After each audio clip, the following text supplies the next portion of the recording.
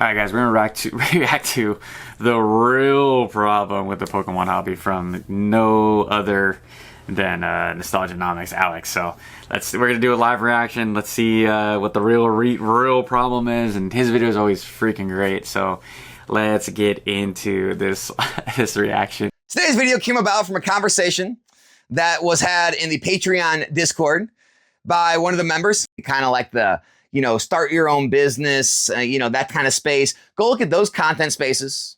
Go look at the creators that are getting the views, and go look at the Pokemon space and where all of the views are had here. And it comes down to one word: action. People just want action. Because the people that think it's all the investors' fault,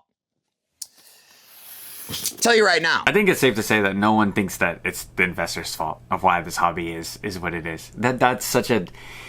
You guys have to remember, he wants the clicks, he wants the views, Alex is the professional victim, by the way, but he needs to feel like he's a part of the problem. You guys have to remember that. And as he does this, it's more clickbait.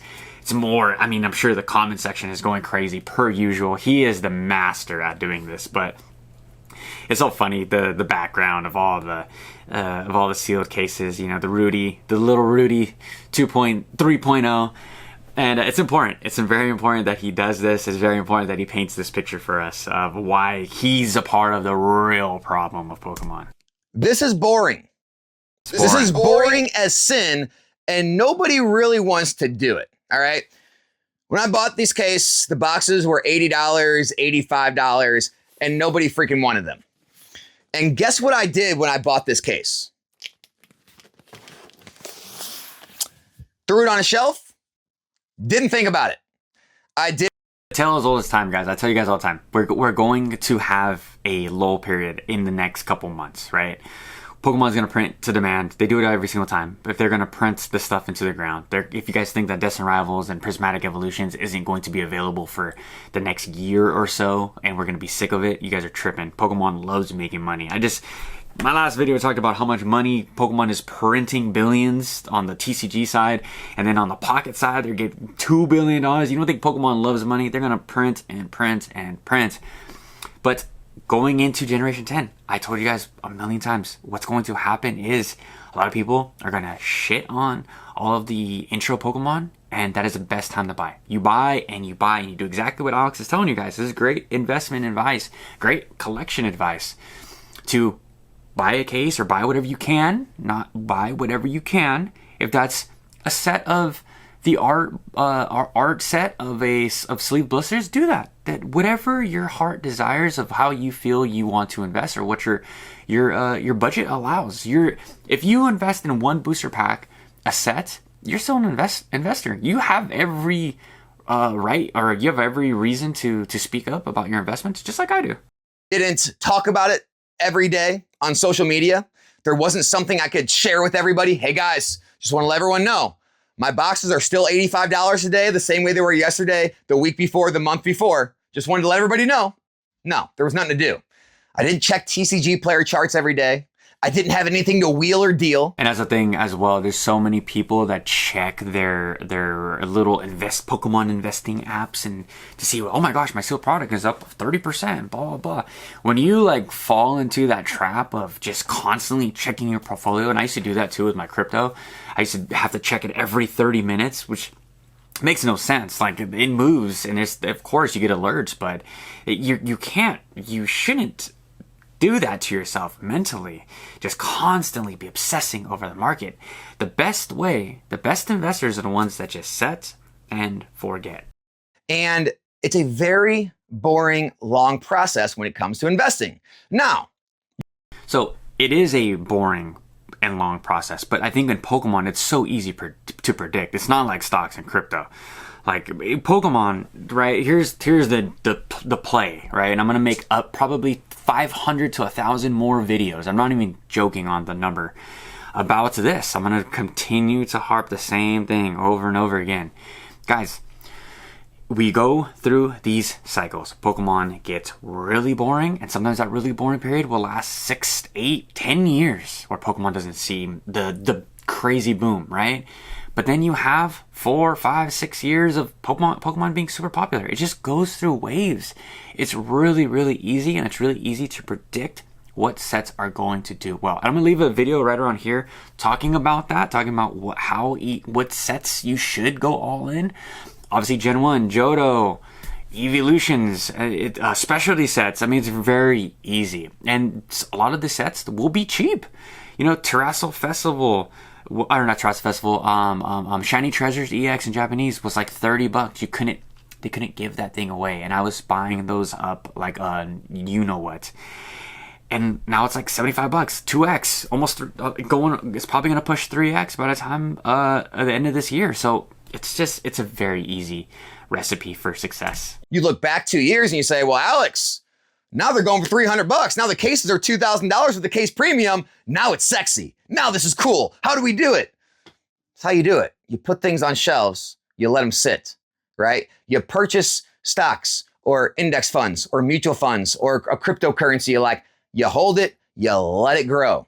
Maybe you add more to it every month and you dollar cost average. The same way, like if a restock or a reprint comes and it drops the price, you buy more, you dollar cost average. I mean, you could dollar cost average into your collection as well. Like you guys see the what I'm buying videos. A lot of my buys are like $5, so $10. And just like you said, you can dollar cost average into anything. You can dollar cost average into your sealed sleeve blisters, like I just mentioned, or a collection piece. So not just investing advice. You keep holding.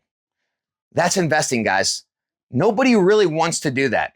They want the action. Just like when you look at the stock market community, do you see a bunch of channels out there that are popping off talking about investing in index funds, talking about buying government bonds, talking about how their shares of Apple went up, 0.5% the other day and they made 30 cents on their each share? Is anyone watching that? No. Is anybody watching, all this content about, hey man, just keep buying Bitcoin.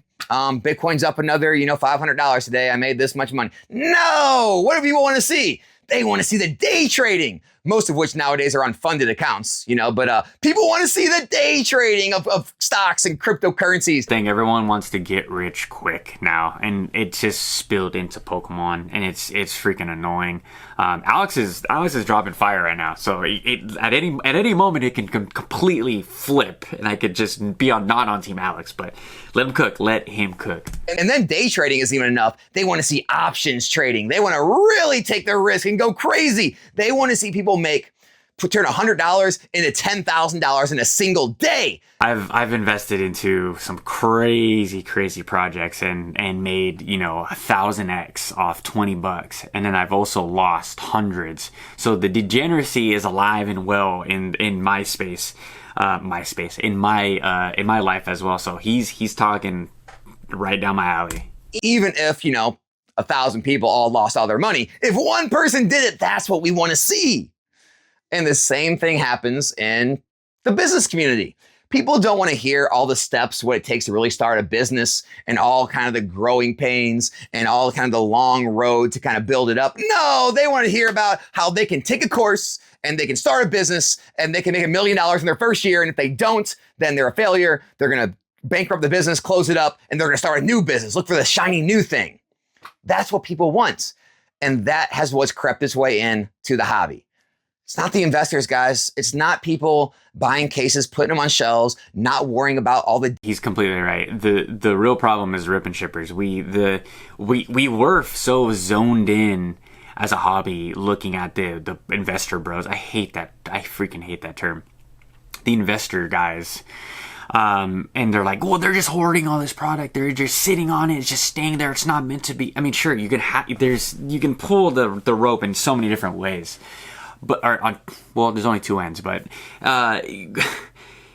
now it's looking like the investors are going to potentially save the day going, down the line, 10, 20, 35 years down the line.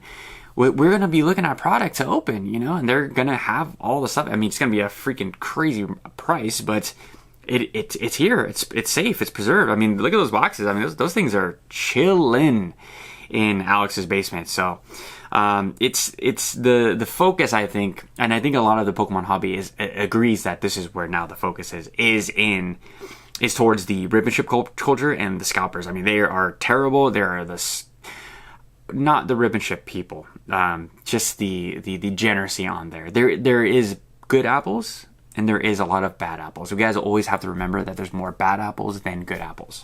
Daily fluctuations of the price, not freaking out and panic selling every time there's a restock or reprint, rumor, or the real thing, right? If it's a rumor, I do nothing. If it actually happens and it drops the price enough, 10, 20, 30%, I buy more, I stick more on the shelf. There's so many new investors here as well, collectors as well, that I when Alex used to talk about like the panic selling and panic buying even, I used to think that it was all like whatever. But as I got deeper into the hobby, and I admit when I'm wrong. When you get deeper into this hobby, time or just years into this hobby, you really start to see that people literally panic sell. Facebook Marketplace OfferUp. It is so funny to see the just the talks of reprints, and you see the influx of Pokemon cards on Facebook Marketplace and OfferUp. TCG player, I'm not too keen into looking at the stats. I'm getting better. I'm using those metrics as well, but it is so insane the pandemonium that happens during these announcements. And I used to think it's just hearsay, but oh my gosh, it is real. And if you're one of these people, like, you guys need to sit down and watch even more investing Pokemon content and to see, and like Alex, and he, like I said, he does have good takes sometimes. So hear what he says. Don't panic sell. Do not panic buy. Do not act emotional. If that's you, just collect for your PC. And then when things go up, maybe a little longer this time, I make double the amount. It's literally that simple. It's boring. And the reason for this is kind of where you kind of go down the rabbit hole. It has to do a lot with how we're raised, especially in America. I can't speak for other countries, but in America, when you go through the school systems, when a lot of us are raised by our parents, you are taught, where does money come from? Where does it come from? Hard work. And so we're raised to believe that the way you make money is by working hard, or even if it's not working hard nowadays, it's doing something for it. You need to do a task. And so people feel like, well, hey, I'm buying this here. I made a deal. I'm going to go ahead and list it and market it. I'm going to flip it to this person. I'm going to package it up and ship it to them. I'm going to sell it to them. And I made a transaction. I worked for this money, right? Or I go vend a show and I took some trade-ins. I sold it to them. I wheeled and dealed, negotiated. I made money, right? It feels very unnatural to make money investing. But you need capital to invest, Alex. You can't there's no such thing as, I just watched a whole seminar of Alex Hormozy talking about no such thing as passive income. That's absolutely bullshit. You need active income to continue to invest so that money, your investments to continue to grow, so you can always dollar cost average into your investments, taking profits. That's life, Alex. That you have to work hard to even get to where you were. So I highly disagree. Because we're conditioned that way from birth. And so when I tell you things like, hey, my income I made at my old job, okay, I made the same amount of income this year off of my investments, doing nothing. No wheeling and dealing, no buying and selling, literally them either sitting in my stock market accounts, numbers on a screen going up, or sitting on shelves. Remember, like, if you guys don't know Alex, he doesn't have any kids. His cost of living is low. He just paid off his house, so congratulations to Alex. But he has no kids. He has no, he lives not in California, so everyone's situation is going to be different. Not trying to put him on blast or anything, but everyone's situation is different. So shout out to him for taking full advantage and being a super smart marketer as well, YouTube personality, and that's why he gets the views that he does. I mean, he has a 30K subscribers, but I'm sure the number of people that aren't subscribed to him that watch him is insane. So again, hats off to Alex for just crushing it. Numbers going up. That's it. The appreciation of my investment at this point has outweighed working 8 hours a day, 40 hours a week, 52 weeks a year. Maybe you get a few days off, few weeks off for vacation. All that time, a whole year's worth of grinding and hustling and hard work was outdone by numbers going up due to appreciation on investing. Now, when you say that, that's sexy, right? People want that. but they don't want to do what it takes to get there, right? Every time you put something on a shelf, right? When I put this Paldea Evolve box on the shelf, right? I was met with all the criticism. You can go watch my old videos. Look at the comment sections. Alex, that's dead money. I'm gonna wait. The I'm gonna wait crowd came out.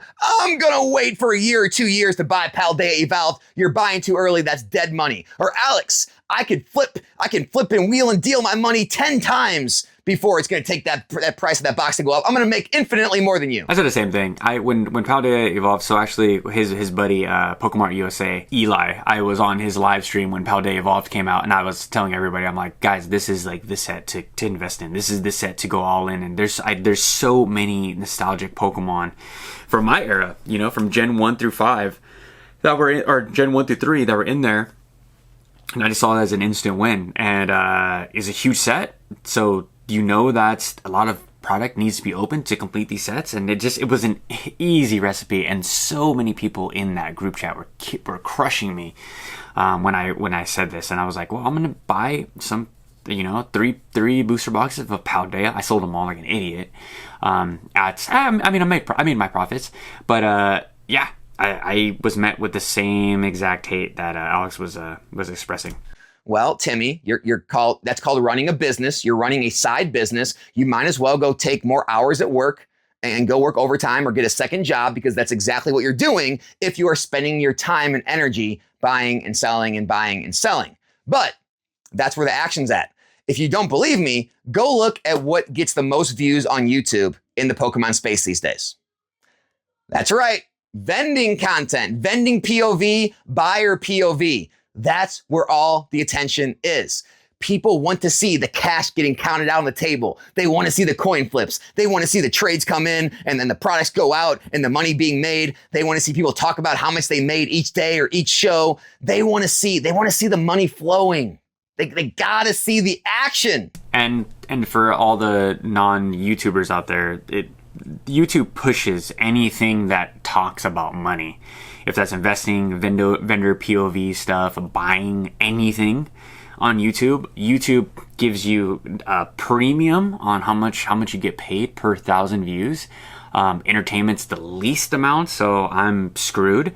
I'm in all of the worst categories on my YouTube channels, but it's whatever. But YouTube loves seeing money, loves seeing pushing investing and just making money. It's great. It's great. Now, most people get into it and they realize it's a whole lot of work and it's not as, sexy as the Instagram or TikTokification of it. And most people end up washing out and don't end up being very successful, but some people do. A lot of the people actually are more successful off their content than the actual money they make vending. But it's all about the experience of doing something and being in the action. And that is really the culprit of why the hobby is where it is. That's why, scalping's such a big thing. Being able to go run to the store and buy it, or catch a drop online, get a notification group, get notified of an item. You get to buy it, come to your house, ship it out to someone else. I made money. I got the money. That's what it's about, guys. And as much as people don't want to hear it, no, he's absolutely right. I mean, I'm guessing. I mean, we're not gonna watch the entire video, but he nailed it. That for a full 8 minutes, he crushed it. We as a hobby just care about money. I was just talking to my buddy Eric on my podcast yesterday. I was like, well, do you want the CGC slabs or do you want the PSA slabs? He's like, well, I want the most dollar amount for my cards, even though I'm not selling them. I'm money. Ask my other friends. I was like, well, do you like the English Lugia from Silver Tempest, or are you gonna buy the Japanese version? Because he wanted a copy, and he's like, I'm gonna, the English version, even though I like the Japanese version more, but it holds its dollar value, and even though I'm not gonna sell it. We see opening videos. That's all you see is the cha-ching, the negative. As soon as you open the booster box, people talk about the hit rates, the numbers. People are obsessed with the numbers. Like I said, the vendor POV. They like watching the 0 or 2x on the coin tosses. They like seeing the money being counted. Everything in the Pokemon hobby right now is less about the Pokemon, less about the trainers. You guys know how I feel about the trainers. It's less about your actual collection. I'm shout out to you guys that always push me to show you guys the binder collection. I'm working on it. I'm working on one more binder, so I'm going to show you guys that. And put a lot of you guys to sleep with my crazy Pokemon binders. That's, you guys want to see my comic binders for shorts and my reverse holo binders. But yeah, there's people that are interested in that stuff, but for the most part, probably like, I would say 90% of the hobby, 80% of the hobby, if I could go that far, they are just completely obsessed with the dollar amount. And I can't wait for the Pokemon bear market and to see my views, because I'm not a big channel at all, pushing 3K, but can't wait to see where the interest goes. You know, is it going to go back to sports cards or back in a pocket? We are going to have a sleepy time. Maybe it's not going to be to the 30th. Maybe it's not going to be until Pokemon just gets reprinted to the ground, which I'm hoping for. But again, shout out to Alex, completely spitting facts. He woke up and chose facts, and for the most part, I disagree with a lot of what Alex says, but not today. He crushed it, and that is the real problem with the Pokemon hobby, is that they're obsessed with money. Just absolutely obsessed with money. So, with that being said, talk to you guys later. Leave a like, comment, subscribe. Let me know how you guys like these videos. I'm going to be doing more of these this next week. Having so much fun watching these videos kind of with you guys. So, it kind of puts you in the mind of me daily going into my day at work. I pop on a lot of these videos. I'm like, be kind of cool, instead of like having these thoughts in my brain and writing them down in my notes, to just do it live-ish with people. I also want to do some like car thoughts, live stuff. So a lot of new ideas coming into Henry's Poke Corner, exploring outside of the Poke Corner. So I'll catch you guys tomorrow, fresh new video. Peace out.